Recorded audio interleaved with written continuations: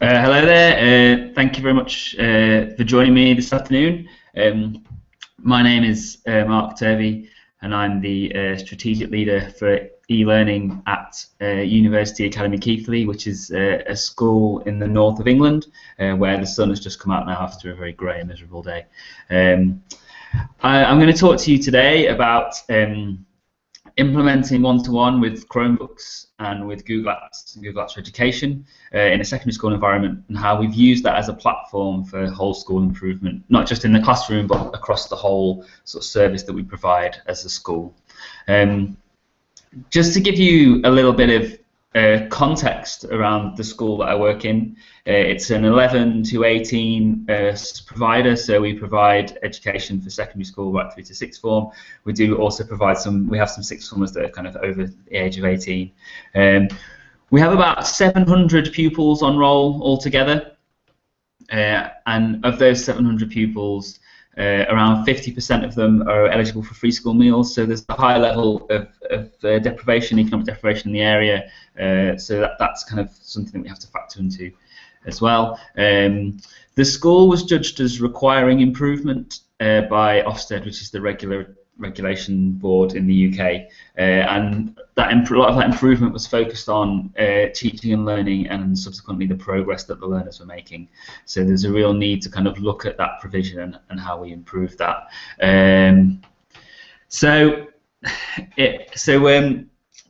We also had a situation where up until recently we had our IT provided by a third party. We had some third party provision, and the quality of the provision that we had from the third party was very, very poor.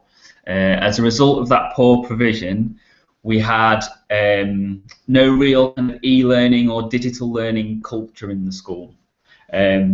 So I was appointed in December 2013 with the specific sort of focus of introducing a new IT infrastructure to replace the poor contract that we had, and then also looking at creating that kind of e-learning culture within the school that was a culture that didn't really kind of exist. So the project sort of started, we started looking at it in January 2014, and initially the focus was on the kind of technical requirements that we had. I worked very closely with our network manager, a gentleman called Terry Hill, and we had to think very carefully about the technical constraints to a certain extent that we had. We knew that the solution that we wanted to put forward we wanted it to be a cloud-based solution, partly because we could then run it parallel to the existing infrastructure that we had that we weren't happy with, that we were eventually wanting to kind of phase out, so we could run two systems parallel, and also because we had some issues historically with students and staff having access to their resources and their materials outside of the school environment. So we really wanted to have that kind of anytime, anywhere access. We really wanted a solution that was easy to manage centrally, that we had control over. Previously we hadn't had that level of control, and we hadn't had that level of feedback, so we really wanted something that we had easy and quick access to control and manage. And there was also cost implications. We were trying to run something parallel to an existing contract, so we had to be very careful about managing the budget for the project. When we kind of did research about various options, Google was kind of quite sort of clearly the best sort of provision in terms of ticking all those boxes. It's cloud-based, obviously. The power and the control that you get through the management console means that we've got a lot of control over how we manage those devices, and we manage how the students can use those devices, which is absolutely fantastic. And the cost of the units, the Chromebooks themselves, and the accounts for the Google Apps Education accounts is relatively cheap and easy to manage compared to the previous provision that we had. When I then sort of took that solution and looked at it and started to look at the benefits for learning and the impact that it can have in the classroom, that's when I kind of started to get really excited about moving to one-to-one with Chromebooks. In terms of the concerns that we had in school, some of the concerns we had were around marking and feedback that staff were giving to students, and personalisation of learning. So straight away, if you think about sharing and collaboration and the impact that can have on that dialogue, it's really kind of good tool for having that impact in terms of students getting instant feedback, developing those relationships, and that feedback being personalised, so it could have a real impact there. We had issues with low-level disruption in the classroom, and part of that was because the computers used to take 10 minutes to load. So now they take 10 seconds, and you've kind of removed that kind of low-level disruption and that distraction. Things like extending learning and stretching and challenging the sort of students and allowing them to extend their learning out of the classroom. It really kind of gave us the platform to kind of push that agenda in school and really make that happen. So a lot of the kind of tools and the features of it were really kind of addressing the needs that we had in school as far as learning goes. In addition to that, it also kind of addressed some of the issues that we had in school around the administrative functions of the school. The school was very kind of old-fashioned in the way that it managed its admin. It was very paper-based. There was lots of form filling in, and it was duplication of work. So we kind of saw it as an opportunity to not just improve the provision that we had in the classroom, but actually improve the provision that we had throughout the whole school, and really kind of take that and drive that forward, and then create, and hopefully, that kind of e-learning, that sort of digital learning culture in the school that hadn't previously existed.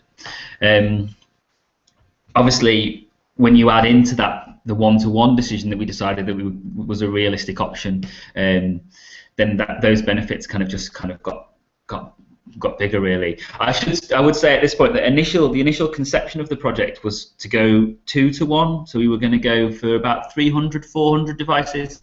Actually, when we looked into it, in terms of when you take 400 devices and you buy storage for those 400 devices, and you pay for the time for someone to manage those 400 devices in terms of getting them from one place to the other and moving them around, we were going to employ an extra technician as well. We actually realised very quickly that it was just as cost effective for us to go 1-to-1 as it was to get 400. It was just as easy for us to do that. So very quickly the project went from a solution to a problem to becoming a really exciting way to sort of revitalise and revamp some of the sort of learning culture that we had in school, which was a very exciting development. So that's kind of some of the why we kind of just chose to do this and move this project forward.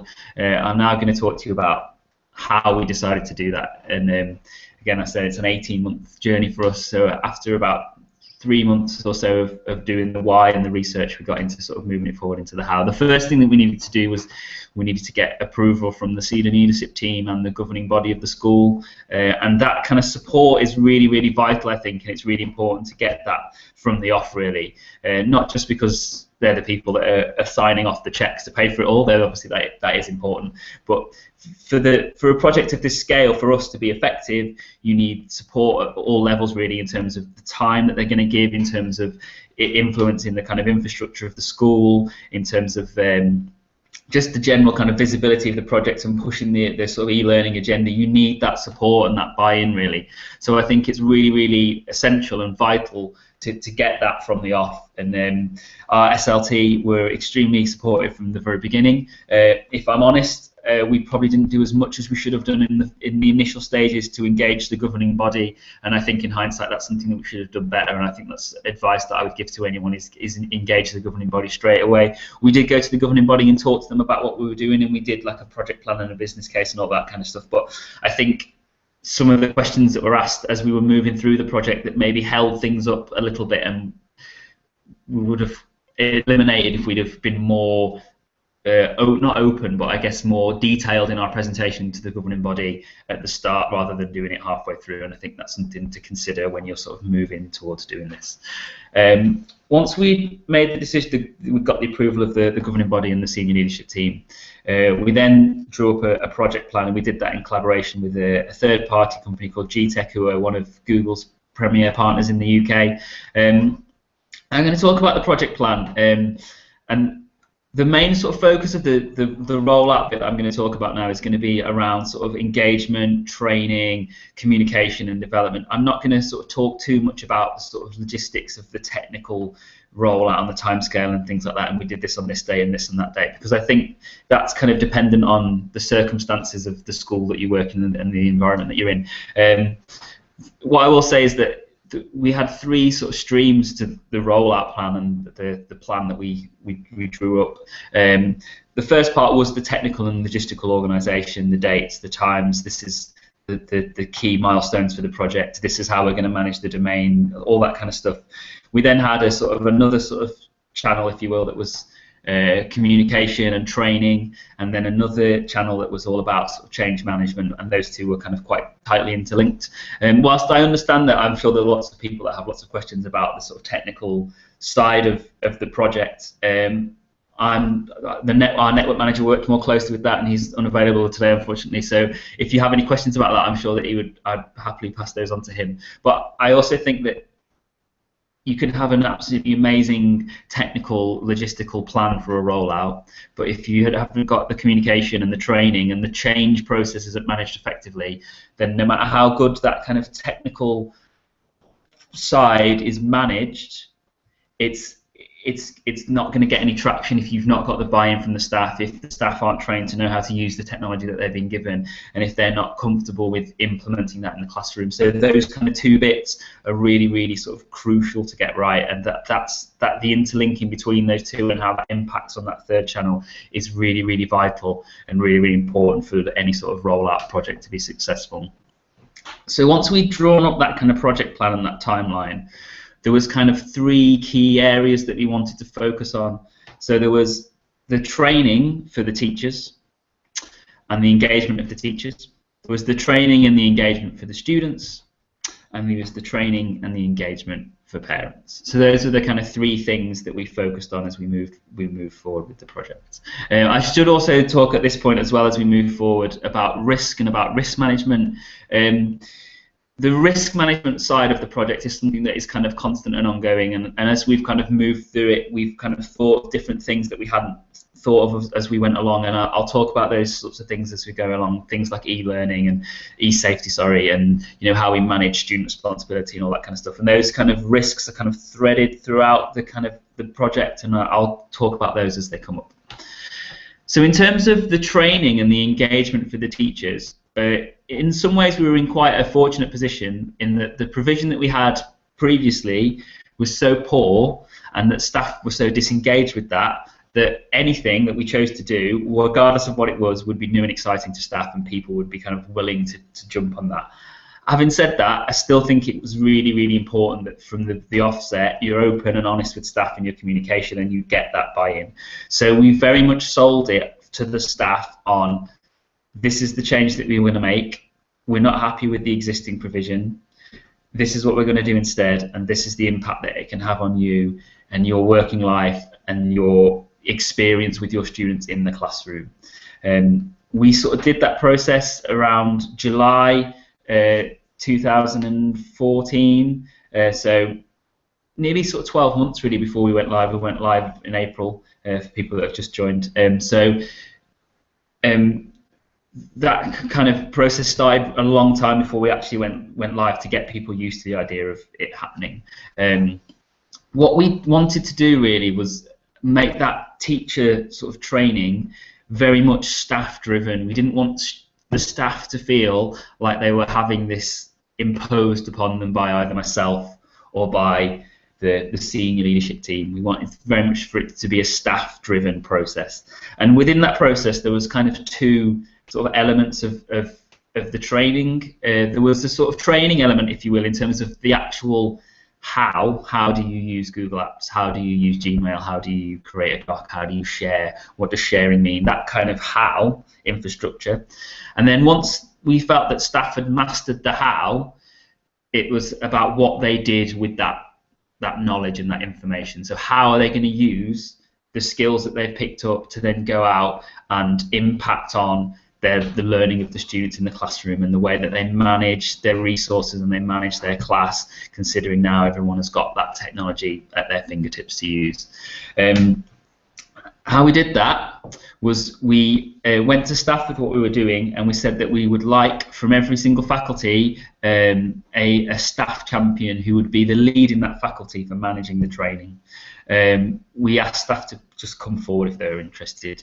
We had about 50% of staff come forward and say that they were interested, which was far beyond our expectations at that point. So from the off, really, we had a massive amount of engagement, which, like I say, we were very lucky about. But it was then about harnessing that and making that sort of work. So from those sort of 50% worked out about 40 people. We whittled it down to 15 members of staff in school that we had as champions. So we had one member from each faculty, and then we had a few other people that we thought would be, we had 2 from IT, for example, and a few other people around the school that we thought would be useful in impacting on that process. And what we did is, alongside sort of regular communication with all staff, where we would talk about what was happening and project updates and things like that, those 15 members of staff we took off timetable for 2 days. I appreciate that's like a big amount of time for some schools, and it depends on your staffing structure and things like that, but we managed to work it out that we had the luxury of being able to do that at that time. We took them off timetable for 2 days, and we spent 2 days together working on fully getting to understand how to use Google Apps technically. So that was looking at Gmail, looking at Drive, looking at apps, managing apps, looking at how to use Hangouts, how to create sites, briefly how to do all that kind of stuff, so that those staff were fully kind of on the ball with the technical side of using Google Apps. We kind of incorporated some social time into that, so we kind of did some team building and we went out for dinner and all that kind of stuff. So we were very much a sort of Google team. In school we created a Google room, we had a spare classroom, so we created a Google room, and that was kind of the hub of that kind of process of learning for the staff. We then sort of disseminated that information to the rest of the staff through a little and often approach in terms of training and development. So the way that our training is structured in school is that once a week for an hour, faculties have time together for planning and development. And from September 14 through to sort of Christmas 14, that training time was devoted to elements of Google Apps. So in the meetings that they had, we had made sure that, and every week they touched on how to do something in Google Apps. What that meant was that we didn't have a situation where I was stood up in front of 80 people going through it all, and people were kind of switching off and getting lost. And it meant that we could personalize it to each faculty. So some faculties were very quick and keen to adopt it. They got on with it straight away. Other faculties, maybe there was some reticence, and we were able to work with them in a different way. But it meant that we could really sort of personalise the training to meet the needs of the people, so that by sort of Christmas we felt that everyone was kind of engaged and had that kind of level of knowledge and expertise and buy-in, really.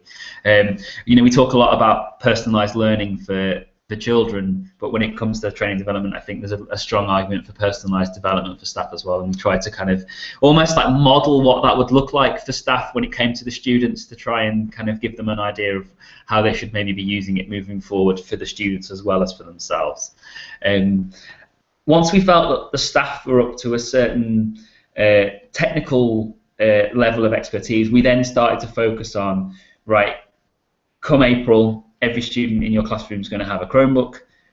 How are we going to use that resource to impact on learning? And we gave them time to look at the resources that they had and the schemes of work that they had, move them over into the Google world, and start to look and adapt them to sort of impact in the classroom. And to do that, we used the SAMA model. I don't know if anyone's familiar with the SAMA model, which is about substitution, augmentation, modification, and redefining. And it's this idea of, you can, for example, you can take a task that a student would do on a piece of paper, and you can just get them to do it on the Chromebook, and that's just, you're substituting one method of doing something for another. Or you can sort of actually use the technology that you have available to you to redefine the tasks that you're giving to the students to kind of impact on their learning. And by doing that, you have more chance of transforming the learning that's taking place in the lesson. So we very much use that as a framework for staff to get them to think about how they were creating their resources and how they were using the technology that they had available to them to impact in the classroom. We got faculties and staff to rank themselves on the scale, and that was very much a non-judgmental process. We were very clear to staff to say, you know, we appreciate that some staff will be at substitution, and that's fine. We appreciate that some staff will be at modification, and that's fine as well. What we're interested in isn't where you're at; it's where you want to get to, and it's about moving through those steps. So we got staff to think about where they were, and then think about how they could use the technology that they had in front of them to get to the next level. So that was very much the focus. That had been very much the focus from January through to now, in terms of how that resource is deployed. So far, I think the feedback that I've had from staff when I've been having conversations is that, as expected, some staff are just using it as substitution, and that's absolutely fine at the moment. Some staff have totally replan schemes of work to suit this kind of technology, and again, that's incredible as well. But I think that even just for staff using it for substitution in the first instance, that's still having an impact in the classrooms. So it's not like one, if you use substitution, there's no impact, there's still impact there, and I think that's a really important message to get out to people. In terms of training for students, we wanted to sort of duplicate the model that we had for staff for students. So we kind of really like that idea of, obviously we talk about collaboration and we talk about developing relationships between students and teachers, and we kind of wanted to make that kind of implicit in the way that we manage the whole project and sort of weave that all together. So we went out to, in January, we went out to the student council looking for student champions, and again we asked for applications. Pretty much everyone, and we have 70 students on the student council, pretty much everyone applied. And through that process, we then made it like a job application. I was very keen for it to be a formal experience for the students, because I think that that's a good skill for them to develop. So they had to fill in an application form. We shortlisted with the chair, and the chair and the vice chair of the student council helped me shortlist. We then interviewed those people, and then from the interviews we picked 12 students that were the student champions.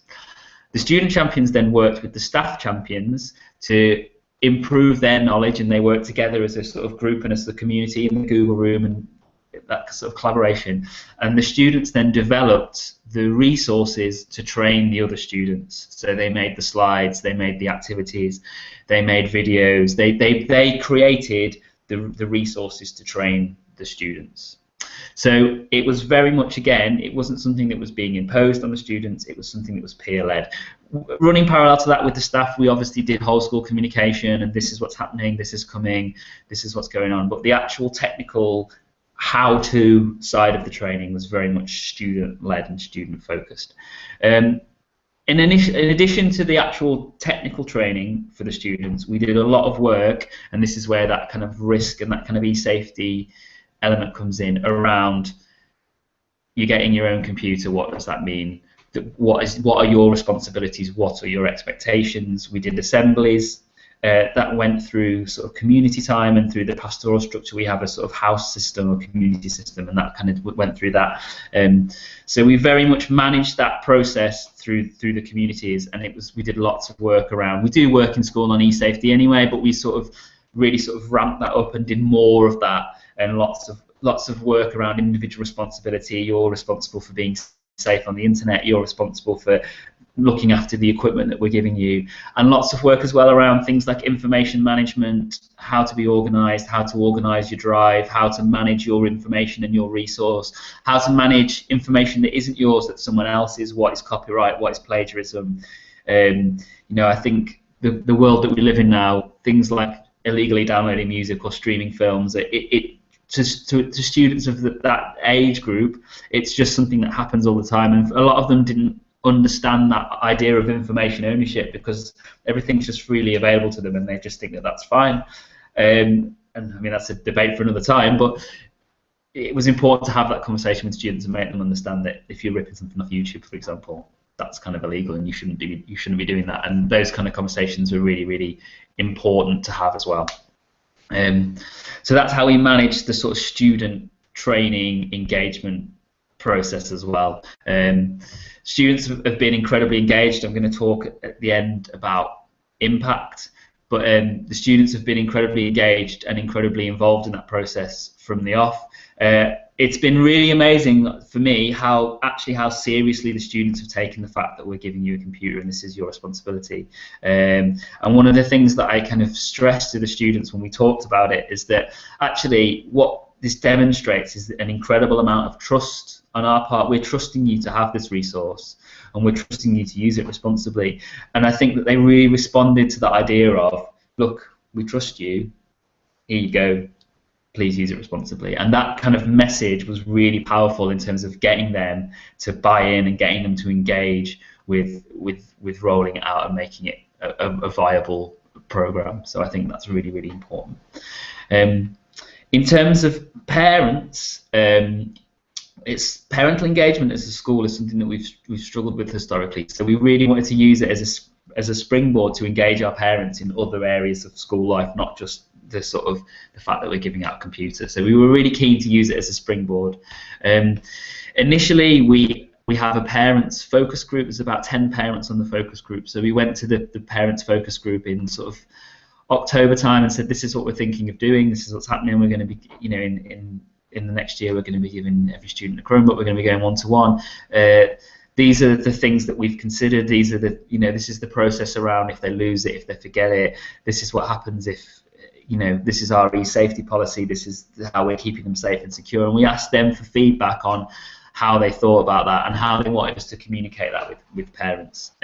Some of the feedback we got that was back from those sessions was fantastic, and it really sort of influenced our thinking around how we manage things like loss, theft, breakage, things like that. I don't want to go too much into what our policy is on loss and theft and breakage. I think what's important for me with that is that we wanted to weave that into our existing kind of behaviour for learning strategy. So we didn't want something separate for the Chromebooks. We wanted how we manage the behaviour of the students to be sort of interwoven with how we manage their behaviour in other areas as well.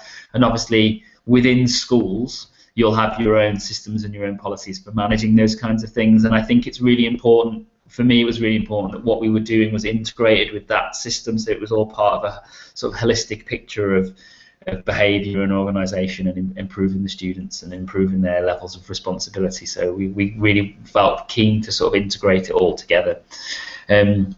Once we'd had that conversation with the parents' feedback group, they suggested that we hold small groups of sessions with parents to invite them in to come and talk to us, not in a sort of big setting, but in a sort of smaller kind of environment to make it easy to have a dialogue. So we sort of set aside 3 weeks where we invited groups of parents in smaller groups to come in and sit with me and some other members of staff. We did a presentation, and then we had like questions. We had examples of the devices to show them. So there was, you know, there was lots of kind of conversation and dialogue around that. In the end, we had 75% of parents come in to have those conversations with us, which is really, really amazing. Like in the past, when we've had things like parent sessions and drop-in sessions and parents' evenings, you know, attendance hasn't been anywhere near that. So that level of kind of engagement was really, really phenomenal. We got parents to sign an acceptable use policy in the same way that we would get the students to sign an acceptable use policy for the devices, just to kind of say that they were supporting us in using, you know, in managing the students using the devices properly, and in terms of how we kind of deal with that and agreeing to all the kind of policies and procedures that we put in place. So that was kind of a really kind of powerful thing as well, I think, then to say to the students, all your parents have signed this, you've signed this, and that kind of, again, that kind of openness and that collaboration and that sharing was kind of woven all the way through the project in terms of, you know, the message that I gave to parents, and in fact the slides and the presentation and everything, the parents, the students and the staff one were all very much the same, and that kind of collaboration and working together and joint collective responsibility was really kind of, has really sort of driven the project forward and really kind of moved things on. So we went live fully one-to-one with students on the 27th of April, so we're 2 weeks in now to having every student in our school having a Chromebook in their hands, and having their Google accounts and all that kind of stuff. The impact of that has been immediate in terms of the student engagement, in terms of student behaviour, in terms of impact in the classroom. It is a novelty, and I understand that, and obviously there's a lot of work to be done for me and for the rest of the team and the Google champions moving forward in keeping that momentum going. But in terms of student engagement, we've struggled historically with having students doing work at home. Homework has not been something that has been strong in school. The first day of full rollout, we staggered the rollout throughout the week, so we had like 2 year groups a day so that we didn't do it all at once. The first evening of rollout, I had 57 emails in my inbox from students asking me, how do I do this, how do I do that, how do I put a picture in a Word document, I'm doing my French homework, how do I do this, that and the other, which is absolutely amazing. In terms of in the classroom within school, the feedback from teachers has been that I had a teacher that is one of our sort of consistently good and outstanding members of staff. She's our lead for teaching and learning, and she said the lessons that she'd used it in the classroom were some of the best lessons that she'd taught at school in terms of the quality of the work the students were producing, and in terms of the engagement of the students, and in terms of the amount of work they were getting done. So it's really hard, and I say I appreciate it's a novelty, but it's really had a huge impact straight away, and impacted in ways that we didn't really envisage it would impact, really. I was talking to our behaviour management team, and they said that the number of behaviour instances that they've had of break and lunchtime has reduced because all the students are on their Chromebooks at break and lunchtime. So if they're bored, they're opening their computer and they're doing stuff on their computer. They're not messing around, and they're not being silly, and they're not, causing conflict with each other or whatever. Those kind of things are things that we thought it would impact on behaviour in the classroom, but we hadn't even considered the impact that it would have outside of that. One of the other things that it's had an impact on, which I really like, is it's had an impact on the sort of cohesion of the school, because you'll find that if a student is working on something and they don't know how to do it, another student will come and say, oh, I know how to do that, and it's kind of creating new kind of friendship groups and new kind of groups of levels of interaction between the students, which has been really, really satisfying to see. I get a real kick as I've been walking around the school of seeing all the students on their devices talking to each other, and that's a really, really phenomenal thing. So for us, that's kind of how we got to that point and how we implemented it. And I know I focus very much on the training and the development side today, but I think that's the kind of crucial bit to get right. I think if you don't get that training and that development and that buy-in right, you're never going to, no matter how good your technical team is and no matter how good your technical plan is, it's got to be right, otherwise there's not going to be the buy-in to use that technology in the first place. One thing I've not really talked about that I should have picked up at the start really is in terms of our long-term vision. I've talked about the immediate impact, but in terms of our long-term vision, what we're hoping is that we can sort of take this now, this immediate impact that we've got and this enthusiasm, and make it so that every lesson that we have is an ICT lesson. That's kind of the dream in school. And what we don't mean by that is that all the students are using their Chromebooks all the time, but we want it to become the students' kind of key piece of resource in school, really. We want it to be a digital textbook as much as a digital typewriter, and that's kind of how we've sold it to staff and students from the very beginning. I probably should have said that earlier. So yeah, that's kind of that's where we're at. Has anyone got any questions? I've switched on the questions panel if anyone would like to ask some questions, if there's any feedback.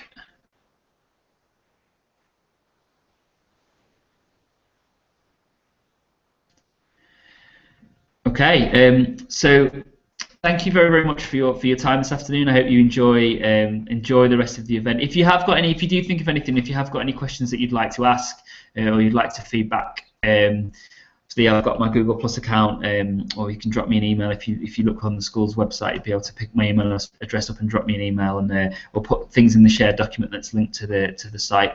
But again, thank you very much for your time and giving up a Saturday afternoon to listen to me talking about how we got to this point. I will say that I've worked in education for getting on for 10 years, and it's without doubt the most satisfying project that I've been involved in terms of the impact that it's had on the students, and I think the impact that it can have on the learning and the culture of the school is absolutely phenomenal. And yeah, if any schools are thinking of doing it and I think that this is the direction of travel that they would like to take, I would strongly encourage it. It's a fantastic tool to help with learning. Thank you very much.